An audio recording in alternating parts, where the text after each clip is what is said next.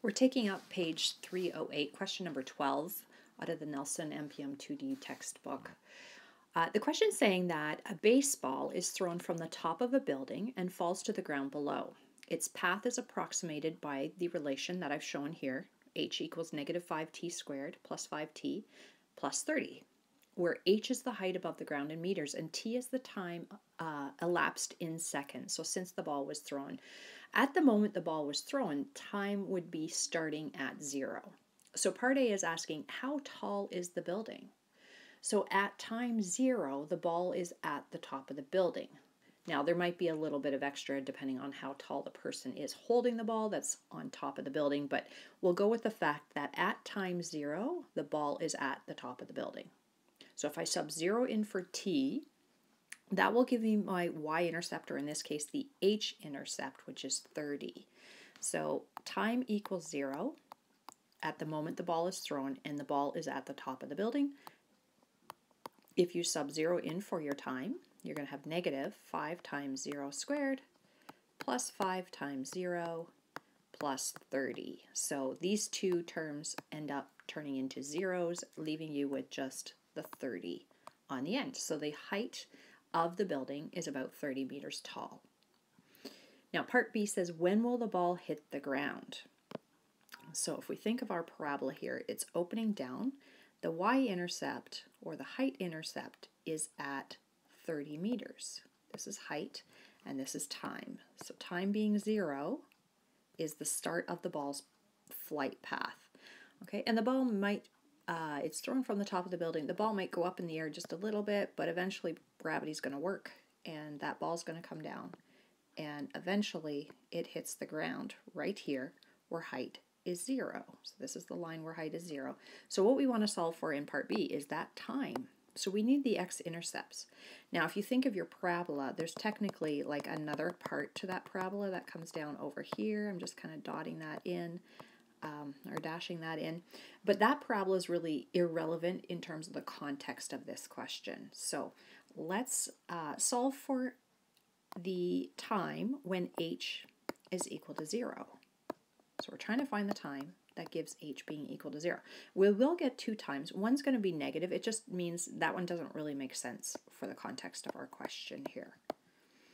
All right, now this is standard form. I'm going to take this and try and write it in factored form, because factored form is what gives us our x-intercepts. So I have a negative coefficient. I'm going to definitely factor a negative out, and I notice that 5 is common to every term as well. So we're taking out, or common factoring, negative 5 from all of the terms that are in this trinomial. When we do that, we should end up with the trinomial t squared minus t minus 6. It is a simple trinomial because the coefficient, now that I've taken the negative 5 out, is just a 1 for that t squared.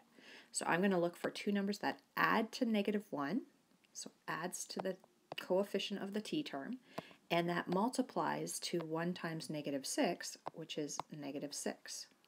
So I know 1 and 6 multiply to 6, as does 2 and 3.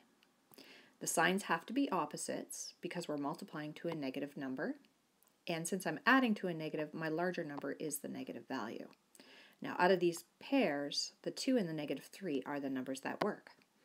Because this one's a simple trinomial, that means we can simply go to the factored form.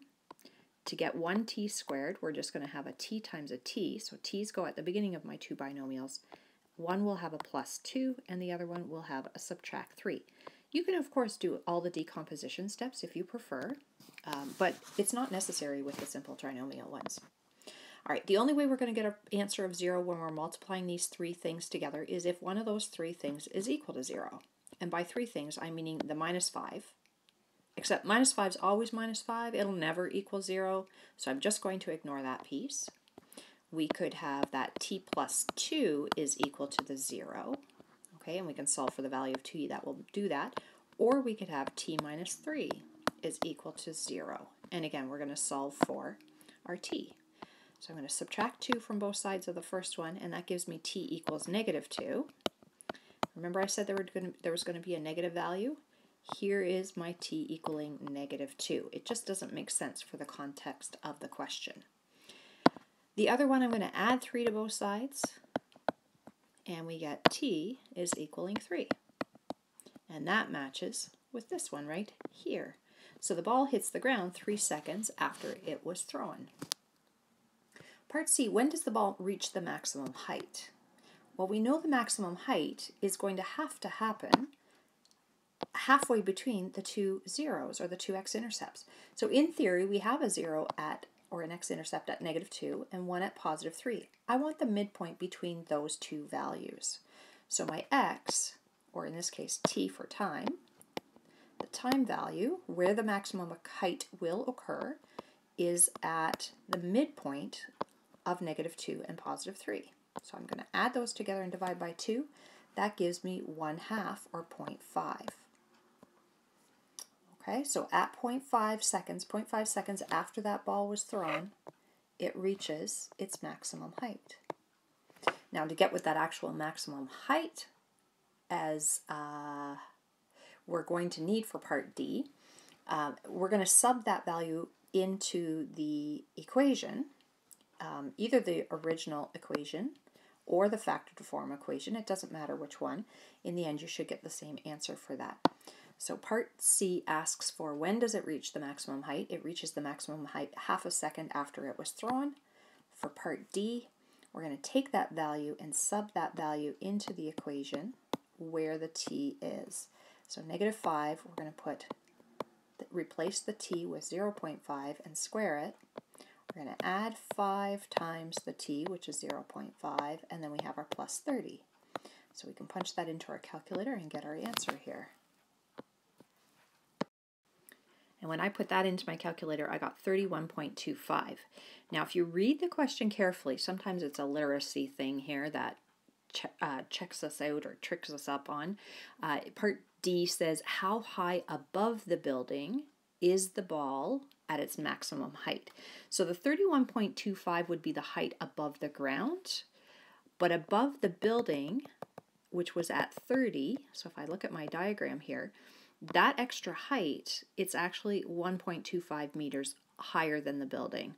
Okay, the maximum height of the ball is 1.25 meters higher than the building. And I'm just getting that by taking that 31.25 and taking the 30, the height of the building, off of it, and we get 1.25 meters. Now, I haven't put my therefore statements in this, but you should be writing concluding sentences at the end of each part of this question.